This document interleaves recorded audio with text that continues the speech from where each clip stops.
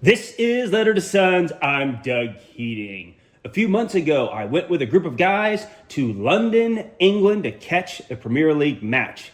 This is the second year in a row we've done this type trip. In this episode, I'm going to share details about what we did, what went well, what I would change. If you're interested in going to London to catch a Premier League game, this video is perfect for you. Let me start with a quick summary about this trip. There were four of us: Joel, Jeff, Matt, and myself. A few nights in London. The original plan, we were just going to catch a Brentford game. We decided halfway through, let's go to the North London Derby as well, which was a great experience. I will mention here, originally, this trip was going to be longer for me. However, due to work, I had to cut it really short. The others, however, started with a few days in Cambridge before catching the train down to London, and that's where I caught up with the boys. Here's a quick snapshot of the schedule. I flew out of DC on Friday, arriving in London on Saturday, 21 February. We watched the Brentford game that day, and then on Sunday, attended the North London Derby.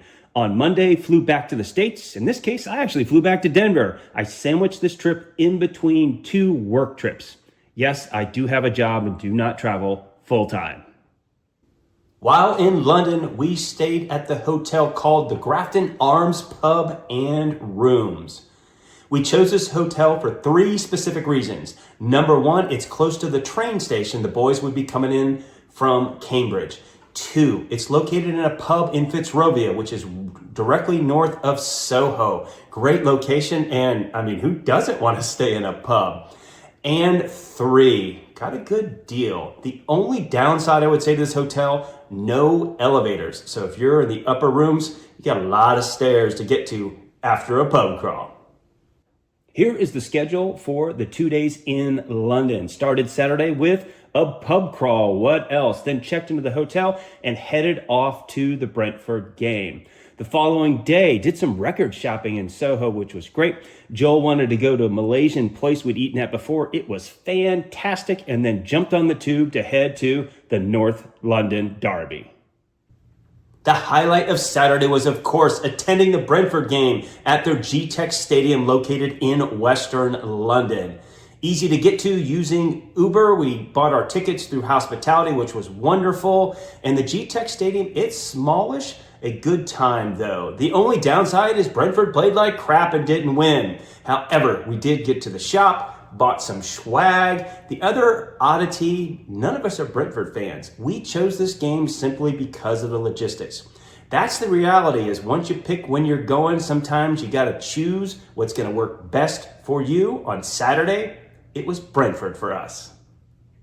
We decided on Sunday, somewhat impromptu, to go to the North London Derby, Arsenal versus Tottenham Hotspurs.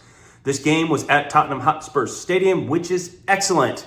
Not like the team, which is awful. Joel is an Arsenal fan. He was really happy with this 4-1 drubbing Arsenal put on Tottenham. We had a fantastic time. The tickets were expensive. However, the experience out of this world football fun. Let me talk about what went well on this trip. There's a lot here, so let me get to it quickly. First up, I flew United to London using points. Cost me only $5. What a deal. Taking the tube from London Heathrow is the best option to get to your hotel. It is fast and cheap. I've already said the Grafton Pub worked well as a hotel. I recommend it. Fitzrovia, nice neighborhood right north of Soho, kind of quieter at night. Good place to stay. For anybody that hasn't been to London recently, Guinness opened a new warehouse near Covent Garden. It is excellent. I've mentioned before, getting to Brentford Stadium, it's easy using Uber. As far as the hospitality suite and the stadium seats, they were also great. One thing I always tell people, if you're going to London, food options here are just excellent. The Malaysian lunch we had, fantastic. The London Derby, it was a ton of fun. Great atmosphere for sure. And something else some people don't know, there's actually a Buffalo Trace store in London. It's a great place to shop for whiskey that's hard to find in the States. Here are some lessons learned or food for thought if you're considering taking a Guys UK football adventure to London. First, London is a digital city. You're not going to need a lot of cash. 30 to 50 pounds for tips and such is all you need.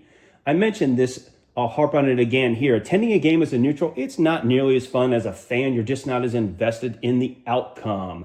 Definitely think about this one. Don't walk home to your hotel at night. Take the tube. It's faster and you won't get lost or have any mishaps. I mentioned the North London Derby tickets were expensive. However, we had killer seats. We could practically hear the managers talking on the sidelines. Tottenham Stadium, it is wonderful. However, if you take the tube, it's not nearby as far as the station. You're going to do a fair amount of walking. And something we learned, you can go to Premier League when your team is the away team and not get into trouble. Joel did an outstanding job not yelling for Arsenal and getting our asses beat by the home fans. And last, if you're going to fly over, going to a game on day one, it can be draining. I was dragging ass that night, but you can sleep when you're dead. Let me wrap up this video by saying we had a fantastic time on our Guys UK adventure to London to catch 2 Premier League matches. If you are thinking of getting to the UK to catch a game, go. You will not regret it. We'll see you in London. We're already talking about the next iteration of this trip. Who knows? Maybe we'll go to 3 games and see you there.